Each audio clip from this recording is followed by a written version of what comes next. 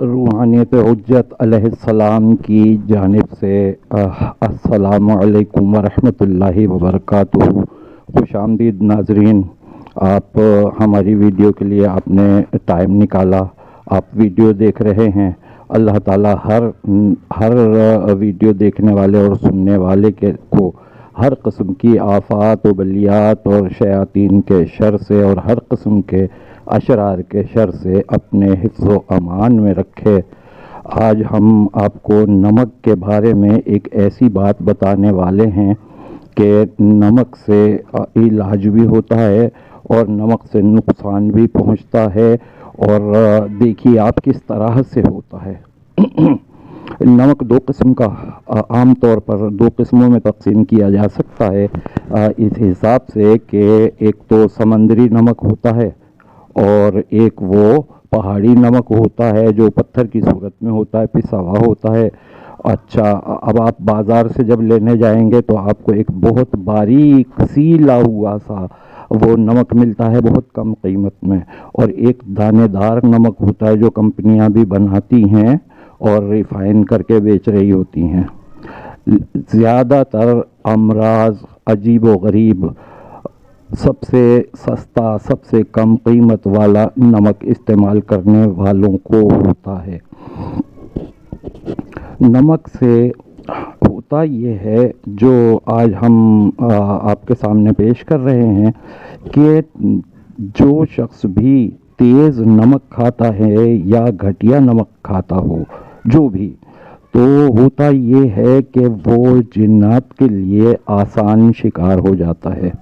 और उस आसान शिकार को शयातीन जिन्नात के नुकसानात बहुत होते हैं और वो कई किस्म की जो है ना बीमारियां भी जिन्नात लगा देते हैं और पता नहीं चलता है, बस डॉक्टर इलाज करते रहते हैं। तो और इसी तरीक़े से अच्छा, इसका एक फ़ायदा आपको अभी बता दूं नमक का। जब कभी किसी भी अहम काम के लिए घर से निकल रहे हों, उस वक्त एक रोटी का लुक़मा लें और उसके अंदर थोड़ा सा नमक रख के और वो लुक़मा खा लें और निकल जाएं घर से। इंशाअल्लाह अल्लाह ताला कामयाबी अता फरमाएगा। ये मासूमीन अलैहिस्सलाम का फरमान है। ये किसी हमारे इमाम बरहक का किसी का फरमान है, इसलिए मैंने ये कह दिया कि मासूमीन अलैहिस्सलाम का फरमान है। एक फरमान किसी भी इमाम ने फरमा दिया तो बाकी तमाम जो है ना इमामों का भी वही एक ही फरमान होता, उनमें इख्तिलाफ नहीं होता। जो हक़ के इमाम होते हैं उनमें आपस में इख्तिलाफ नहीं होता, वो अल्लाह के बनाए हुए होते हैं। अच्छा, तो होता ये है कि अगर किसी के अंदर जिन्नात के असरात हों तो ये करना चाहिए बतौर इलाज कि उसको मैं तो यही करता हूँ कि उसको एक महीने के लिए नमक बंद करने का मैं एडवाइस कर देता हूँ। यानी आप एक महीने तक किसी भी चीज़ से आप खाना खा लीजिए लेकिन नमक ना खाएं, एक महीने के लिए छोड़ दें। मीठा अगर नुकसान नहीं देता है मीठे से खाएं, टमाटर काट के उससे रोटी खा लें या दही से रोटी खा लें, कुछ भी करें, मीठा वो ना खाएं नमक। और नमक छोड़ने के बाद एक महीने के बाद फिर हल्का हल्का सा नमक स्टार्ट कर दें। तो क्या होता है कि उस पर जो जिन्नात होते हैं वो उनको खुराक नहीं मिलती, नमक के ज़रिए से ही। यानी आप देखिए कि जो लोग ज़्यादा नमक खाते हैं उनके ऊपर जिन्नात के असरात होने लग जाते हैं।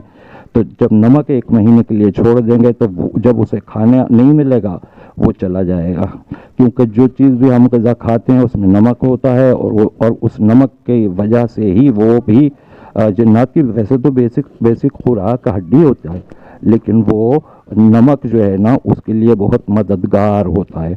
लिहाजा एहतियात कीजिए, नमक कम खाइए, और अगर आपकी ज़्यादा नमक खाने की आदत है तो कुछ दिन के लिए मेरा मशवरा है, हफ्ते 10 दिन के लिए आप नमक कतई छोड़ दें, उसके बाद फिर हल्का हल्का नमक खाया करें, क्योंकि नमक ये नुकसान भी देता है। اور شفا نمک میں یوں ہے کہ جب کھانا کھانے سے پہلے ذرا سا نمک چکھ لیں، پھر کھانا کھائیے، جب کھانا کھا چکیں تو پھر ذرا سا نمک چکھ لیجئے۔ یہ بھی معصومین علیہ السلام کا فرمان ہے کہ بہت قسم کی بیماریوں سے اللہ تعالیٰ محفوظ رکھتا ہے ایسے شخص کو۔ ٹھیک ہے، تو ہم آپ سے اجازت چاہتے ہیں، ملیں گے انشاءاللہ اگلی ویڈیو میں۔ السلام علیکم ورحمۃ اللہ وبرکاتہ۔ اللہم صلی علی محمد وعلی محمد۔